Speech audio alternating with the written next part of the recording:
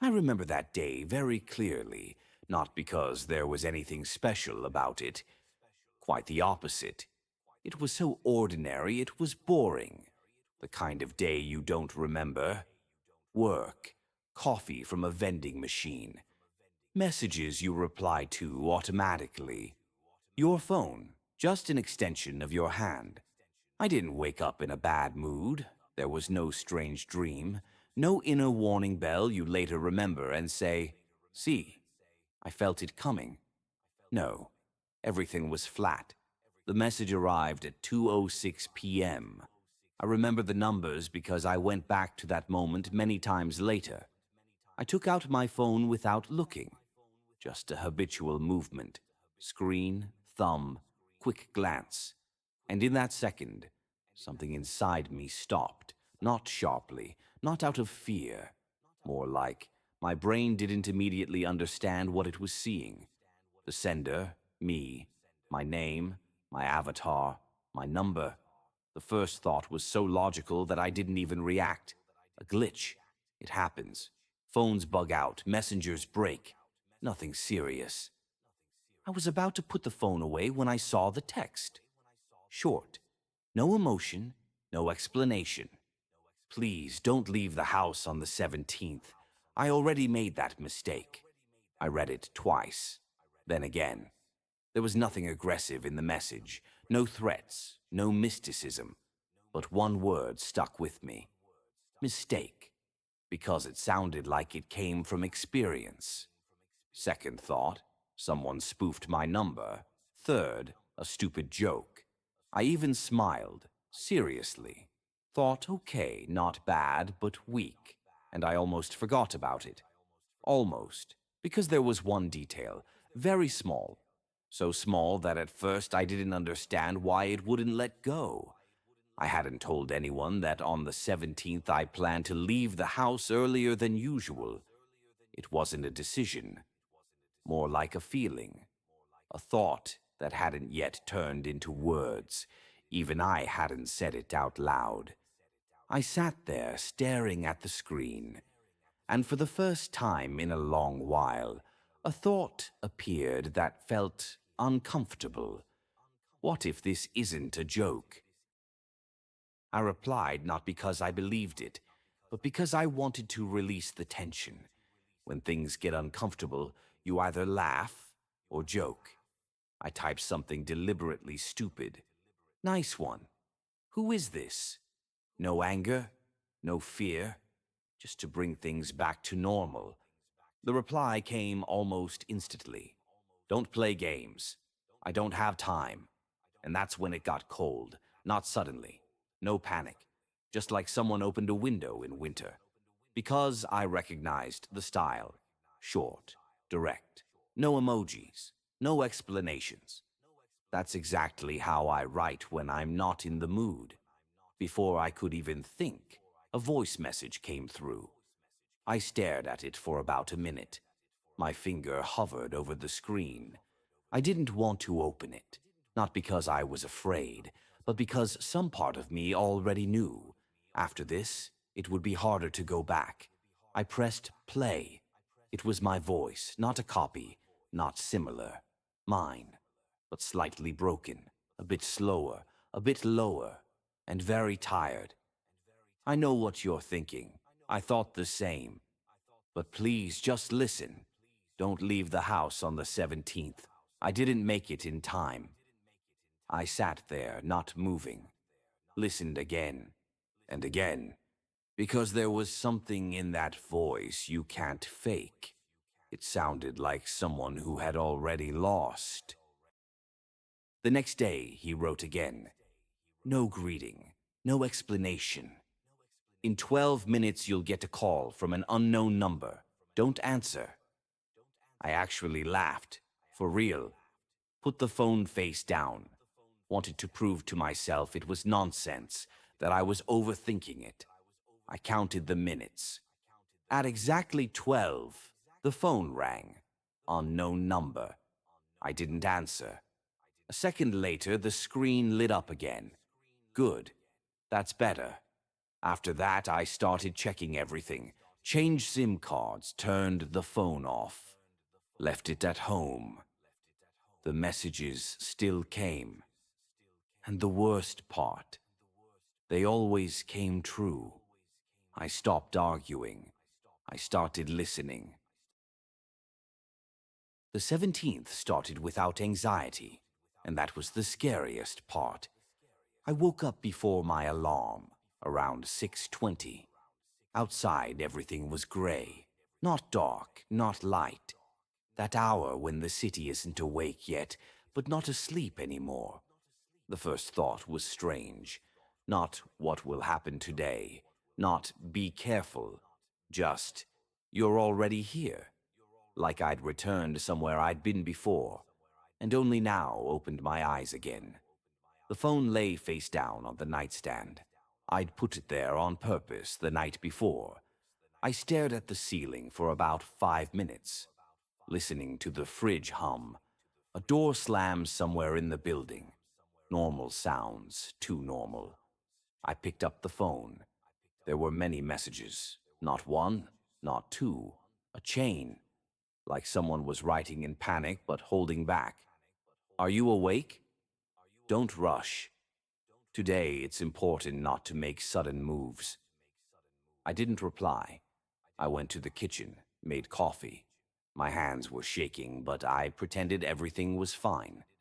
While the coffee machine was working, another message came. I know what you're thinking. I thought the same. That made me angry, because yes, I was thinking that this was stress, fatigue, overload, that my brain was playing tricks on me. But the more he guessed my thoughts, the fewer explanations I had left. I sat at the table. The coffee went cold. I didn't touch it. At 9:12 a.m., a message came that I remember word for word. Please, just stay home. Not because it's dangerous, but because otherwise everything breaks again. The word again stuck in my head. I replayed the last days, weeks, months, looking for moments where something could have broken, and found nothing. My life was flat. Not happy, not tragic, just flat. And that thought made me cold. Because if everything was normal, why did it need saving? Around 10, I noticed I'd started talking to myself out loud. Not dialogues, fragments. This is nonsense. Calm down. You're just staying home. The phone vibrated. You're angry. That's normal. I was angry too. And something clicked inside me. Not fear, not panic, resentment. Because I suddenly felt someone was taking my right to choose, even if that someone was me. At 10:41 came the message that made it impossible to stay inside. I remember that pain. Don't repeat it. It wasn't a threat, and not a request. It was said like it was already too late to explain. I stood up, went to the door, put my hand on the handle. The phone vibrated again. If you leave, don't trust what you see. I smiled, because what does that even mean? I went out. When I stepped outside, the first thing I felt was relief. Fresh air, familiar street noise, people going about their lives, unaware that this day was more than a date for me. I deliberately stopped near the entrance, looked around. Nothing. No sudden sound. No strange looks. No feeling of being watched. I took a step, then another, and with every second, the tension inside me eased. That's it, I thought. Nothing's going to happen. I walked toward the center, not because I had plans. I just wanted to be around people, to prove the world hadn't broken. I went into a store, bought water. The cashier said, "Have a nice day," no subtext. I stepped back outside and even smiled. For the first time that day, I thought maybe I really was losing it. That all those messages were just my imagination. I called a friend. We talked about work, about nothing, about news. I noticed I was talking more than usual, like I was trying to fill the silence. And then I noticed the first strange thing. My friend repeated a sentence, word for word, same intonation. I thought it was bad connection. Asked again. He answered normally. Conversation continued. I calmed down. Then it happened again. Different sentence. Same pause. Same laugh. Like someone hit repeat. I ended the call. The phone was silent. No messages. And that scared me more than if there were any. I kept walking. At a crosswalk, a car stopped in front of me. The driver checked his watch, sighed, tapped the steering wheel. A minute later, the same car stopped in front of me again. Same driver. Same gesture. Same look at the watch. I froze. I thought it was another car. But the license plate was the same. I looked around. No one else reacted. People walked, talked, laughed. Everything was normal for them. My chest began to tighten. Not sharply, slowly, like a screw being turned. I stepped aside, stood by a wall. And then I noticed a woman with a red bag walking past me for the second time. Then the third. Same walk. Same pee. On the stair. Even the steps were identical. It wasn't fear. It was distrust of my own eyes. I closed them, opened them. She walked past again. The phone vibrated. Stop. I read it and felt something strange. Like that word wasn't meant for me, but for everything around me. I stepped back, and in that moment, the world twitched. The car that had just passed was back at the light. The man who coughed behind me coughed again. Same sound. Like reality rewound a few seconds. I felt nauseous. I leaned against the wall, trying to breathe. The phone vibrated again. You went the wrong way. I typed with shaking fingers. Wrong way where? The reply came almost instantly. I'm not talking about a place. I lowered the phone, and then I understood. He wasn't talking about a route, not about a street, not about direction. He was talking about a decision. I stood in the middle of a city full of people, and for the first time felt out of context, like I was an extra element, like reality continued without me. I started walking faster, then almost running, and every time I looked back, I saw familiar movements.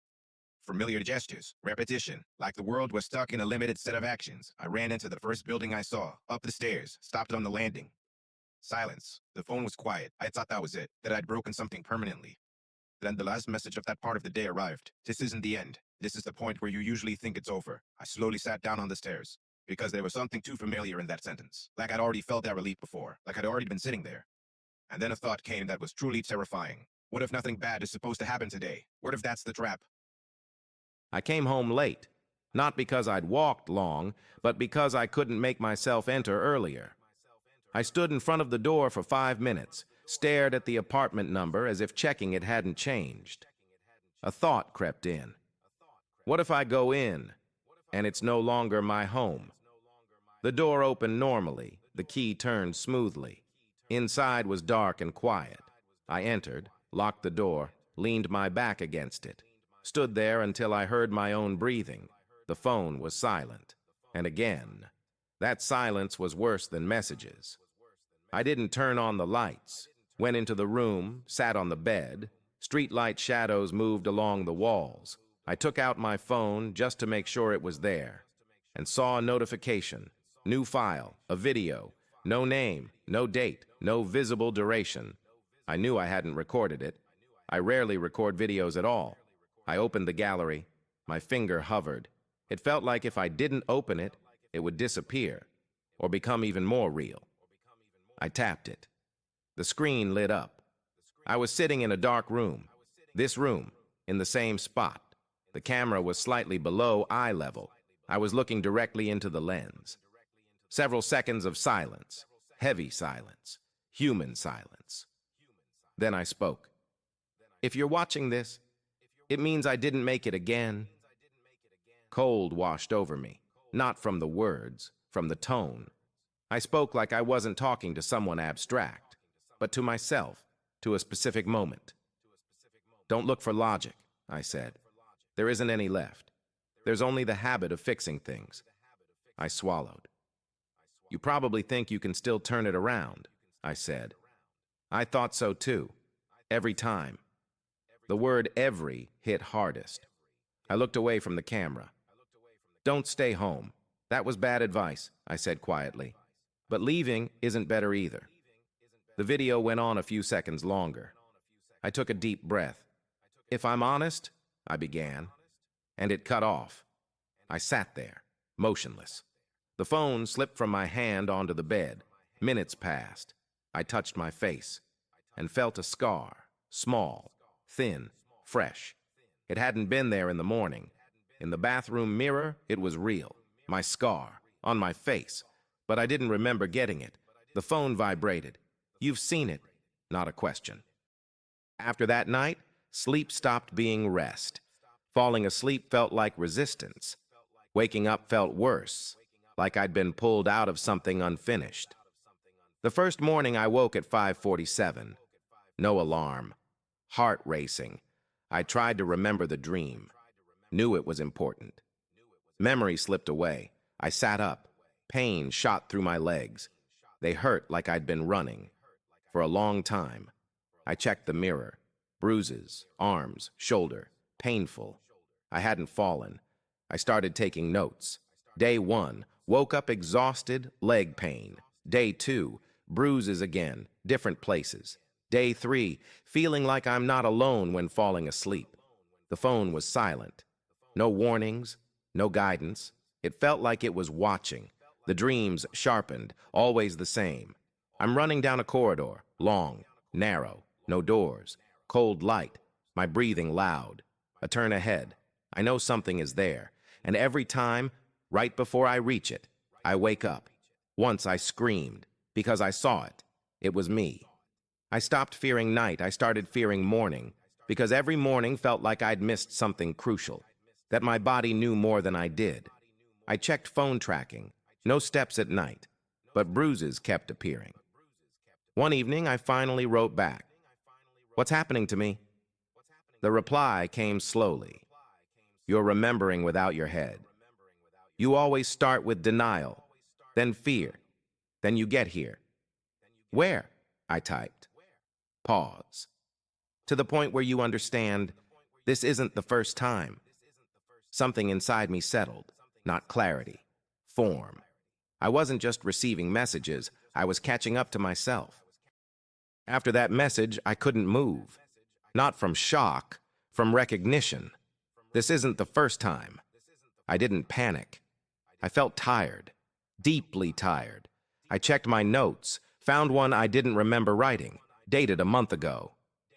Don't trust the feeling that this time is different. More followed, short, dry. It appears after the video. Don't wait for a clear moment. The most dangerous part is thinking it's already too late. Cloud storage, folders without names, videos, audio, text, years old. In one video, a younger me said, "If you're watching this, I didn't make it again." This wasn't a warning. It was a system. He was feeding me information in fragments. Because direct truth didn't work. A message arrived. We're not from the future. We're from the previous loop. Each time you think it started with a message, but that's not the beginning. Then what is?